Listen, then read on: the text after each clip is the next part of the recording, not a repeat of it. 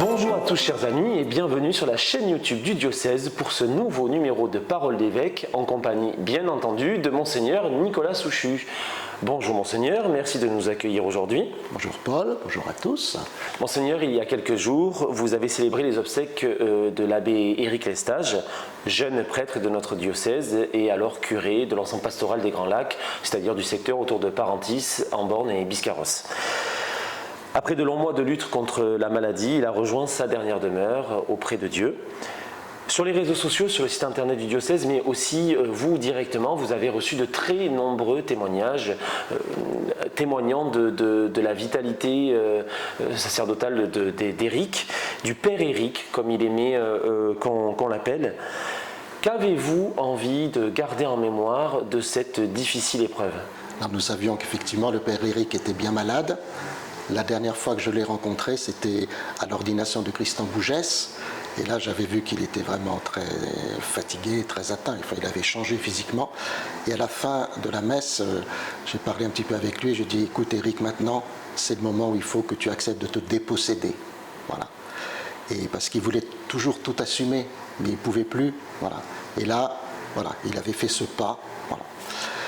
Et puis, c'est un homme aux multiples facettes. Hein. Il avait un caractère très original et en même temps, c'était un missionnaire très profond. Et au moment de ses obsèques, j'ai trouvé que c'était intéressant parce qu'il y avait, bon, il y a eu quelques discours évidemment, mais il y avait aussi des choses. Par exemple, on avait mis son manteau de clown, on avait mis des choses qui sont relatives à sa vie, le livre qu'il a écrit récemment. Voilà. Parce qu'il était profondément missionnaire et en même temps, il aimait beaucoup la relation. Et ce que je trouve, c'est qu'il aidait chacun dans la relation à être ce qu'il est. Il renvoyait chacun à sa responsabilité. C'est un homme qui savait beaucoup écouter, par exemple, hein, notamment quand il parle des jeunes, il savait écouter. Quand il parle des personnes qui voulaient se suicider, la première chose qu'il faisait, c'était d'écouter. Voilà. Et on a besoin de gens comme ça. Et ce qui était formidable, c'est que je suis sûr que dans l'Assemblée, il y avait des croyants, évidemment, mais il y avait sans doute des gens qui n'étaient pas croyants. Il y a des gens qui sont venus de loin, je le sais, et parce qu'il avait vraiment un aura assez extraordinaire. Et en même temps, il était toujours très prêtre diocésain. Voilà. Ça, c'était son fondement. Alors des fois, il venait voir l'évêque. Bon, alors je ne pouvais pas toujours répondre à toutes ses aspirations. Et bon, une fois qu'il avait dit à l'évêque, et puis que l'évêque lui avait dit c'est comme ça qu'il faut continuer, il continuait. Voilà. En faisant en même temps toutes sortes de choses, parce qu'il lisait beaucoup, il travaillait beaucoup, il essayait de comprendre. Et ça, c'est quand même une belle figure qui nous est donnée. Quelqu'un m'a dit, finalement, parce qu'il est mort assez rapidement par rapport à la maladie qui le rongeait, quelqu'un m'a dit, finalement, ça aurait été dur pour lui d'être sur un lit de souffrance pendant des jours et des jours, et que apparemment, il est mort assez rapidement parce que le cœur n'a pas tenu, quoi. Voilà. Donc, ma première action, c'était l'action de grâce, voilà. Et puis évidemment la peine, hein, voilà. Et en même temps, un prêtre au ciel, il est aussi capable de nous aider. Hein. Dimanche dernier, vous avez participé au lancement du PLVTT 2023 à Saint-Sevé et qui mènera les jeunes jusqu'à Buglose. Comment expliquez-vous le succès de cette proposition pastorale depuis de si nombreuses années dans notre diocèse et quels fruits y voyez-vous pour les jeunes de notre diocèse? Alors ce qui me frappe dans ce PLVTT, c'est qu'il est fait pour les collégiens. Mais cette année, il y a pratiquement autant de collégiens que de lycéens, jeunes professionnels, étudiants et adultes qui les accompagnent. Il y a moins de collégiens cette année, ils sont une quarantaine, et il y a une trentaine d'animateurs. C'est ça qui me frappe en premier, c'est que des personnes se mettent au service des autres. Les lycéens, ce sont ceux qui montent et démontent les tentes, après il y a ceux qui les suivent en vélo, il y a ceux qui accompagnent, et puis il y a tout un accompagnement spirituel. Et ça fait vraiment partie du PLVTT, c'est pas simplement une petite promenade en vélo parce qu'il fait beau et on est heureux d'être ensemble. Et moi je récolte vraiment les fruits, notamment par exemple dans les lettres que les confirmants m'envoient pour demander à être confirmés, parce que c'est à peu près les âges de la confirmation actuellement.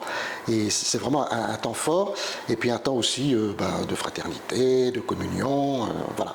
Donc moi je fais souvent la messe d'envoi, la messe à l'arrivée, et puis j'y vais dans la semaine, je suis allé participer à la célébration pénitentielle qui a lieu vers la fin, mais pour montrer que c'est vraiment un temps fort, aussi bien de fraternité que de vie spirituelle, et donc que de service. Et je pense que même pour les jeunes pour qui le PLVTT est fait, doivent bien s'apercevoir qu'il y a quand même autant de jeunes et d'adultes qui sont là pour les accompagner. Et ça, c'est formidable, parce qu'on dit toujours qu'on manque de personnes pour s'occuper des jeunes. Ben là, ça manifeste que c'est possible. Et ça, c'est formidable.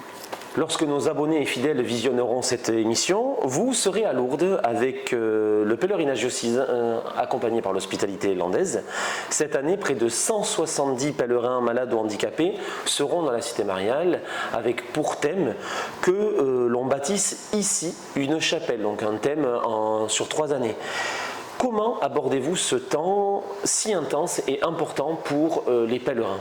Je l'aborde avec beaucoup de joie et de confiance, d'autant que, comme l'année dernière fut un temps, on s'est demandé si on pouvait emmener tous les malades, parce qu'il n'y avait pas assez d'hospitaliers. Ben là, cette année, manifestement, il y a suffisamment d'hospitaliers pour emmener tous les malades qui le souhaitent. Donc ça, c'est vraiment extraordinaire. Et puis, je trouve que le thème, qui est donc la deuxième partie de la phrase que Bernadette a reçue de la Vierge, d'aller bâtir une chapelle, bon, eh bien, ça veut dire que nous sommes tous des bâtisseurs. Et que la chapelle, c'est l'Église, et l'Église, c'est pas seulement l'Église de Pierre, mais c'est aussi l'Église que chacun nous bâtissons avec ce que nous sommes, avec nos difficultés, nos maladies, mais aussi le service que l'on donne aux autres. Et je trouve que c'est très structurant, à la fois pour les malades, évidemment, et puis aussi pour tous les hospitaliers, jeunes et moins jeunes, qui les ont accompagnés. Monseigneur, votre été sera loin d'être calme puisque vous rejoindrez ensuite, après le pèlerinage diocésain, le Portugal pour les JMJ à Lisbonne en compagnie d'une centaine de jeunes landais de notre diocèse. Donc, quel sera votre programme pendant ces rencontres internationales ? Alors d'abord, moi je n'irai pas à Lisbonne, mais j'irai dans le diocèse de Coimbra, c'est-à-dire la première semaine, la dernière semaine du mois de juillet, et je laisserai ensuite tout le monde aller à Lisbonne, il y aura beaucoup de monde. Et le choix que je fais d'aller simplement la première semaine, c'est qu'il me semble que là, je serai vraiment avec les jeunes du diocèse, puisque nous serons dans un tout petit village, j'irai habiter chez monsieur le curé, et je pense qu'on aura l'occasion de faire une rencontre avec les gens de la paroisse, et puis de voir qu'est-ce que c'est que la vie au Portugal, qu'est-ce que c'est que la vie d'une paroisse au Portugal, et puis qu'on aura des échanges, à mon avis, plus spécifiques entre nous, parce qu'une fois que les jeunes seront partis ensuite pour Lisbonne, on attend peut-être 1 million de personnes, là, ils vont rencontrer des gens du monde entier. Voilà. Et donc, c'est pour ça que j'ai donné priorité à cette première semaine, parce que je trouve que c'est important d'accompagner les jeunes qui vont partir.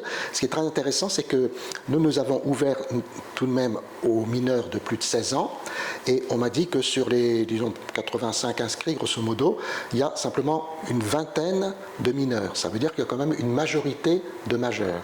Ce qui est très beau pour le diocèse, parce que ce sont souvent des gens qu'on a du mal à rejoindre, parce qu'ils vont travailler ailleurs, ils font leurs études ailleurs, mais comme ils sont landais, ils vont avec le diocèse des Rédax. La semaine dernière, le pape François a annoncé la tenue d'un consistoire en septembre prochain, durant lequel il créera 21 nouveaux cardinaux, dont 2 Français, Monseigneur Christophe Pierre et Monseigneur François-Xavier Bustillo. Est-ce que vous pouvez nous présenter ces 2 nouveaux cardinaux et puis nous rappeler leur rôle, s'il vous plaît ? On peut dire que le pape a nommé 3 nouveaux cardinaux français, puisque Monseigneur Aveline a été nommé l'année dernière, ce qui double le nombre de cardinaux français. On va passer à 6 cardinaux. Voilà. Et donc, Monseigneur Bustillo, c'est l'évêque de Corse depuis peu de temps en fait, et c'est un franciscain, mais il connaît bien la France puisqu'il était à Narbonne, il a été dans le diocèse de Tarbes et Lourdes. C'est vraiment un homme, quand il parle, de fait, c'est la vie de Saint François qui rayonne à travers lui, et il a écrit un livre qui est en fait le fruit d'une retraite, Être prêtre en temps de crise, et ce livre avait beaucoup frappé le pape François, qui l'avait fait distribuer à un moment à tout le monde, et donc je trouve que c'est bien que quelqu'un qui est en même temps un pasteur et puis un franciscain qui soit nommé cardinal. Et puis Monseigneur Pierre, moi je le connais parce qu'il est originaire d'Ille-et-Vilaine où j'étais évêque auxiliaire et il a eu de très grands postes au niveau de la nonciature puisqu'il est actuellement nonce aux États-Unis. Avant il était nonce au Mexique, il était en Haïti, enfin des fois dans des pays où c'était pas facile. Et en même temps c'est un homme qui est resté tout simple. Je me souviens un jour, c'est lui qui m'a servi la messe un dimanche parce que quand c'est l'évêque auxiliaire du diocèse où on est, c'est l'évêque en titre, tandis que lui, voilà, il était en vacances, donc il m'a servi la messe tout simplement. Donc c'est vraiment le choix du pape, voilà, de choisir des personnes qui sont franches dans ce qu'elles ont à dire et qui restent simples dans leur foi.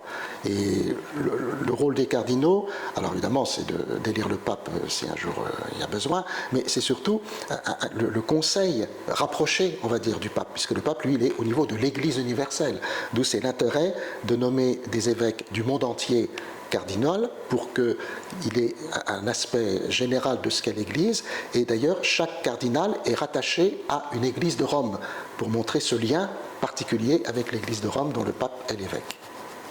Pour achever cette dernière rencontre de l'année pastorale, je vous laisse dire quelques mots sur les journées mariales de Bugloz qui auront lieu du 4 au 10 septembre prochain autour du thème « Faites tout ce qu'il vous dira » et avec notamment en ligne de mire l'ouverture officielle du synode diocésain. Vous trouverez le programme de la semaine mariale de Bugloz sur ce petit livret qui a effectivement comme thème « Faites tout ce qu'il vous dira ». Peut-être les nouveautés de cette année, c'est d'une part le fait qu'on a changé les titres. Par exemple, il y avait toujours la journée dite du MCR, le mouvement chrétien des retraités. Là, on dit c'est la journée des aînés, donc pas seulement des personnes qui font partie de ce mouvement. Par exemple, pareil, les mouvements de spiritualité mariale remplacent la journée dite du rosaire, enfin, des équipes du rosaire. Voilà. Donc ça, c'est une première chose. Et puis, il y a une attention particulière qui est donnée aussi à la création, à l'écologie, puisque le sanctuaire de Bugloz est un des lieux importants à la fois de réflexion et de mise en œuvre de l'écologie intégrale dans l'esprit de l'encyclique du pape Laudato Si. Et puis il y aura, pour marquer cette marche que nous aurons pour l'ouverture officielle de notre synode diocésain, beaucoup de choses qui partiront ou qui convergeront vers la croix dite du synode, c'est-à-dire la croix qui a été érigée à la fin du synode de 1993, pour montrer le lien entre ces deux événements diocésains à 30 ans d'écart. Et donc, de fait, le dimanche 10 septembre, après la messe présidée par l'évêque de Cahors, je convoquerai officiellement le synode diocésain dont j'avais fait l'annonce à la fin du mois de mai, dans cette belle journée diocésaine que nous avons vécue.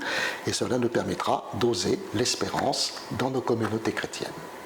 Merci Monseigneur pour ce temps partagé en votre compagnie. Nous vous souhaitons bien entendu un bel été.